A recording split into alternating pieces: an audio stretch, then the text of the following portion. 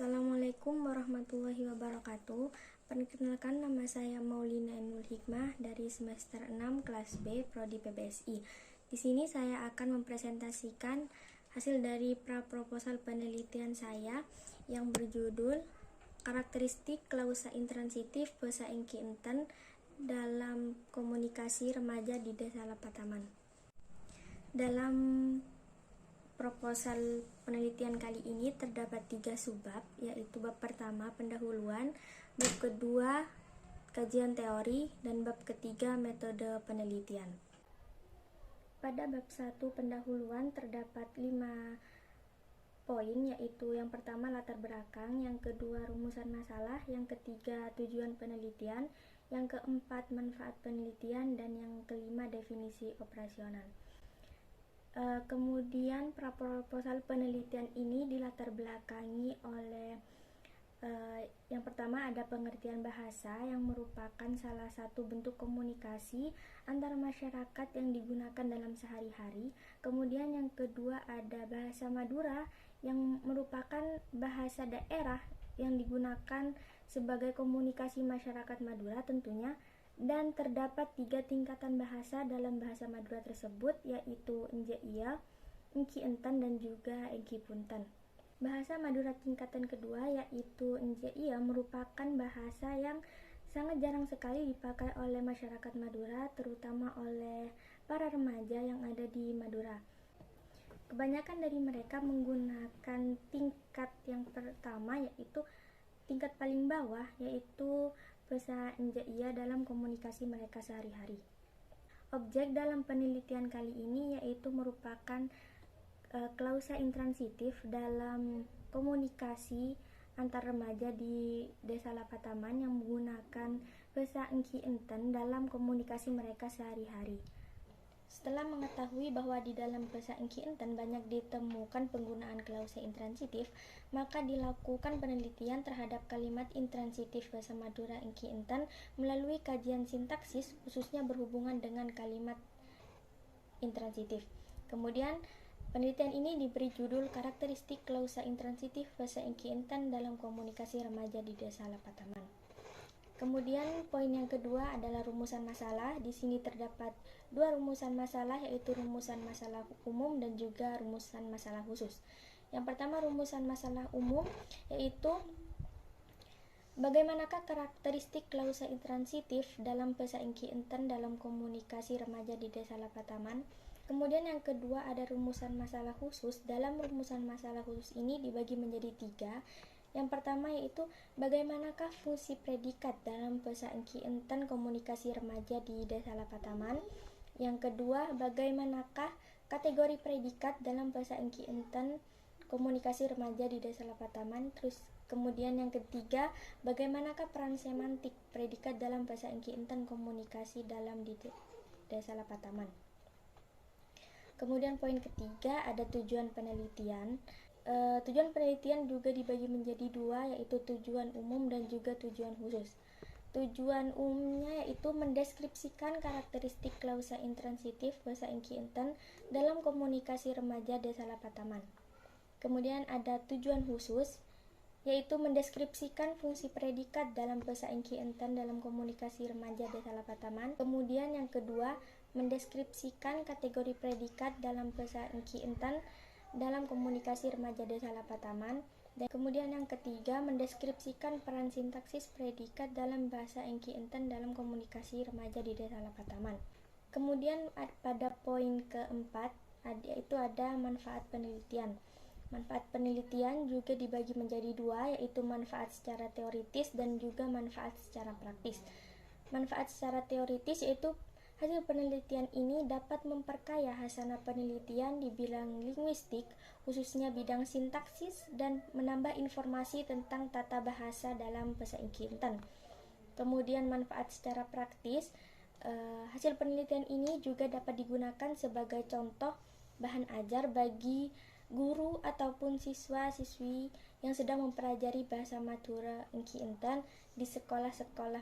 Kemudian poin yang terakhir di bab 1 ini adalah definisi operasional. Di sini ada 3. Yang pertama adalah klausa intransitif yang merupakan salah satu di antara jenis-jenis klausa verba. Klausa ini merupakan klausa yang tidak bisa ditambahkan unsur objek pada susunan klausanya. Kemudian yang kedua ada bahasa Ingki-Intan, yaitu merupakan salah satu tingkatan bahasa dalam bahasa Madura. Kemudian ada yang ketiga yaitu Desa Lapataman merupakan salah satu desa yang secara administratifnya terletak di Kecamatan Dungkek, Kabupaten Sumeneb. Kemudian kita lanjut pada bab 2, yaitu kajian teori. Di bab 2 ini terdapat 3 poin, yaitu yang pertama deskripsi teori, yang kedua penelitian yang relevan, dan yang ketiga kerangka berpikir. Dalam deskripsi teori, yang pertama ada sintaksis, yaitu dalam linguistik, sintaksis itu merupakan ilmu nahwu atau ilmu yang mengenal prinsip dan aturan untuk membuat kalimat dalam bahasa alami. Selain aturan ini, sintaksis juga digunakan untuk merujuk langsung pada peraturan dan prinsip yang mencakup struktur kalimat dalam bahasa apapun. Kemudian ada klausa yang merupakan satuan sintaksis bersifat predikatif, yang artinya di dalam satuan atau konstruksi itu terdapat sebuah predikat. Bila dalam satuan itu tidak terdapat predikat, maka satuan itu bukan sebuah klausa. Kemudian ada klausa intransitif yang merupakan bagian kalimat ada unsur objek yang tidak diperlukan untuk susunan kalimatnya. Nah, meskipun objeknya dihilangkan, kalimat memakai kata keterangan atau kata pelengkap di dalamnya. Yang kedua, ada penelitian yang relevan. Di sini ada 3 penelitian yang relevan. Salah satunya adalah dari Gatot Suryanto tahun 2005 dengan judul Interferensi Bahasa Inggris ke dalam Bahasa Indonesia pada Novel Oda. Nah, dalam penelitian ini bertujuan untuk membuat deskripsi bentuk interferensi bahasa Inggris ke dalam bahasa Indonesia pada Novel Oda, mengetahui penyebab terjadinya interferensi bahasa Inggris ke dalam bahasa Indonesia pada Novel Oda, kemudian penyebab terjadinya interferensi dikarenakan bahasa Indonesia serta interferensi digunakan untuk berkomunikasi. Yang membedakan dengan penelitian saya yaitu penelitian ini mengambil informasi dari teknik pengumpulan data dan metode analisis data. Perbedaan penelitian yang ini dengan penelitian yang saya lakukan ialah terdapat dalam objek penelitian. Sedangkan Gatot Suryanto menggunakan novel sebagai objek penelitiannya. Poin ketiga adalah kerangka berpikir. Berdasarkan pada pembahasan di atas, maka perlu memberikan kerangka berpikir tentang beberapa variabel dalam penelitian tersebut dalam skema berikut. Kita lanjut pada bab 3, yaitu metode penelitian. Nah, di metode penelitian ini memiliki banyak sekali poin-poin. Itu ada 8. Yang pertama, pendekatan dan jenis penelitian. Nah, penelitian ini menggunakan pendekatan deskriptif. Kemudian jenis penelitiannya merupakan jenis penelitian kualitatif. Kemudian pendekatan teoritisnya menggunakan pendekatan sintaksis. Yang kedua ada kehadiran peneliti. Peneliti sebagai orang yang melakukan observasi, mengamati dengan cermat terhadap objek penelitian untuk memperoleh data tentang penelitian ini. Maka peneliti terjun langsung ke lapangan. Kehadiran peneliti dalam penelitian ini berperan sebagai instrumen non-partisipan di mana peneliti turun ke lapangan tidak melibatkan diri secara langsung dalam kehidupan objek penelitian.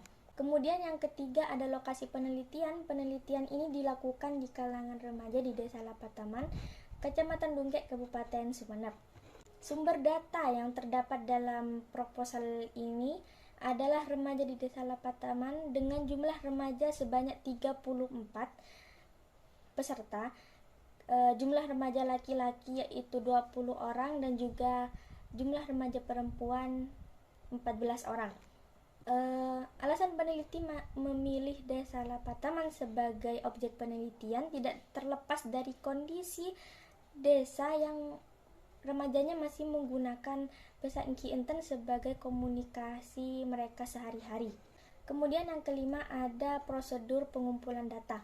Dalam prosedur pengumpulan data terdapat 3 juga, yaitu observasi, metode wawancara, dan juga metode dokumentasi. Yang keenam, analisis data. Dalam penelitian ini digunakan 2 metode pengambilan data, yaitu primer dan juga sekunder. Data penelitian primer ini diperoleh langsung dari subjek penelitian, yaitu Desa Remaja Lapataman.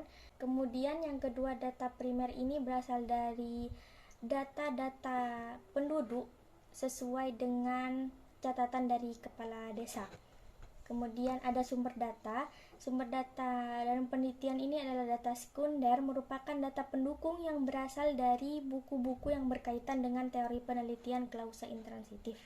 Kemudian yang ketujuh ada pengecekan keabsahan temuan. Dalam penelitian ini mempunyai beberapa teknik, yaitu yang pertama kepercayaan, yang kedua triangulasi, yang ketiga memperpanjang pengamatan, yang keempat pemeriksaan sejawat, kelima kebergantungan. Kemudian yang keenam adalah kepastian. Yang terakhir yaitu tahap penelitian. Penelitian ini menggunakan 3 tahap penelitian, yaitu tahap pralapangan, tahap pekerja lapangan, dan tahap analisis data. Tahap pralapangan yaitu tahap persiapan yang terdiri dari penjajakan lapangan, mengurus izin penelitian, menyusun proposal, ujian proposal, kemudian revisi proposal. Yang kedua, tahap pekerja lapangan atau pelaksanaan. Pada tahap ini, peneliti memahami fenomena yang terjadi di lapangan untuk direkam sebagai data penelitian. Tidak terlibat langsung dalam penelitian karena ini adalah penelitian kualitatif, sehingga peneliti sebagai pengumpul data langsung. Kemudian yang ketiga ada tahap analisis data.